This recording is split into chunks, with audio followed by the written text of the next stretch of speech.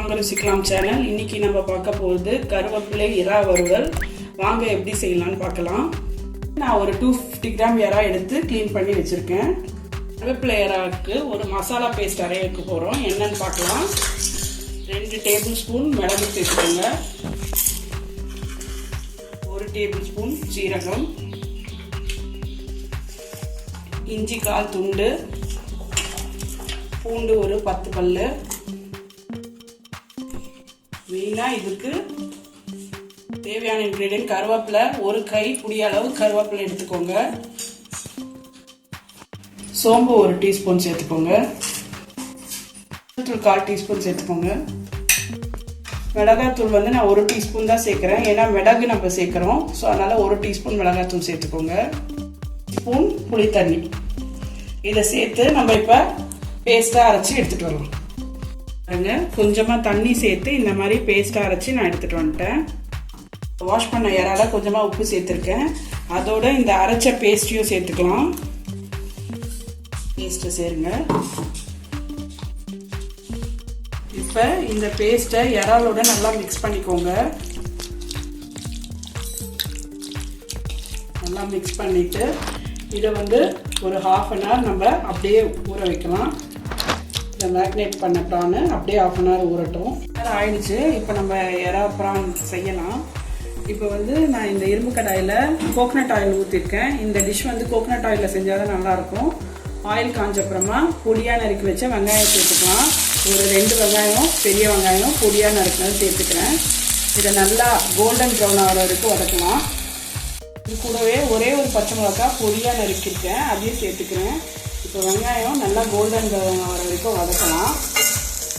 வெங்காயம் வதங்கிச்சு பாருங்கள். இப்போ நான் இந்த வெங்காயத்துக்கு தேவையான உப்பு சேர்த்துக்கிறேன். ஏற்கனவே ப்ரானுக்கு உப்பு போட்டுருக்கேன், அதனால் உப்பு பார்த்து சேர்த்துக்கோங்க. சேர்த்துட்டு ஒரு கலரிட்டு இப்போ நம்ம ஊற வச்ச ப்ரானை சேர்த்துக்கலாம்.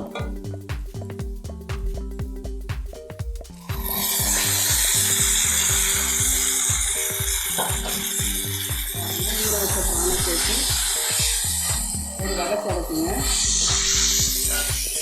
ஒரு 1/4 டீஸ்பூன் நான் காஷ்மீரி சில்லி பவுடர் போடுறேன். இது கலருக்கு தான். இது வேணா நீங்கள் சேர்த்துக்கோங்க, வேணான்னா பரவாயில்ல. இது அப்படியே க்ரீனிஷாக வரும். இது சும்மா அடிஷ்னல் கலர் கொடுக்கறதுக்காக நான் சேர்க்குறேன். மிக்சியில் பேஸ்ட் அரைச்சோல்லங்க, அந்த தண்ணி இருக்குது, அதை நான் சேர்த்துக்கிறேன். சேர்த்துட்டு இதை க்ளோஸ் பண்ணி ஒரு 10 மினிட்ஸ் இதை அப்படியே வேகட்டும். நம்மளுடைய கருவேப்பிலை இறா வறுவல் ரெடி ஆகிடும்.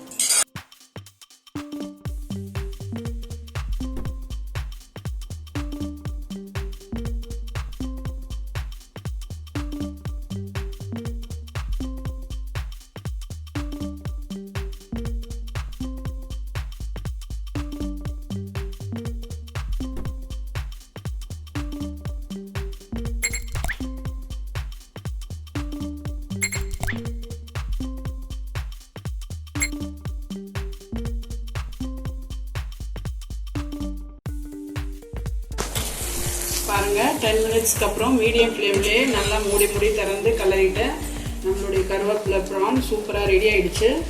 மேலே கொஞ்சமாக கருவேப்பிலை, கொஞ்சமாக கொத்தமல்லி தூவிட்டு இதை அப்படி ஒரு பரட்டி இப்போ நான் சர்விங் பிளேட்டுக்கு மாற்றிடுறேன். கருவேப்பிலை ப்ரான் வறுவல் ரெடி ஆகிடுச்சுங்க. இது நீங்கள் தோசை, சப்பாத்திக்கு, தண்ணி சாம்பாரோடைய, அப்புறம் மிளகு ரசத்தோட, தயிர் சாதத்தோட சாப்பிடுங்க. சும்மா டேஸ்ட்டு சூப்பராக இருக்கும். ஒயிட் ரைஸில் கூட நீங்கள் அப்படியே போட்டு பிசைஞ்சு சாப்பிட்லாம். இது கோகனட் ஆயில் போட்டுக்கிறதால ஃப்ளேவர் ரொம்ப சூப்பராக கொடுக்கும். நீங்கள் எல்லோரும் இந்த டிஷ்ஷை ட்ரை பண்ணுங்கள். மறக்காமல் நம்ம சேனலை சப்ஸ்கிரைப் பண்ணாதவங்க சீக்கிரமாக சப்ஸ்கிரைப் பண்ணுங்கள். தேங்க்ஸ் ஃபார் வாட்சிங்.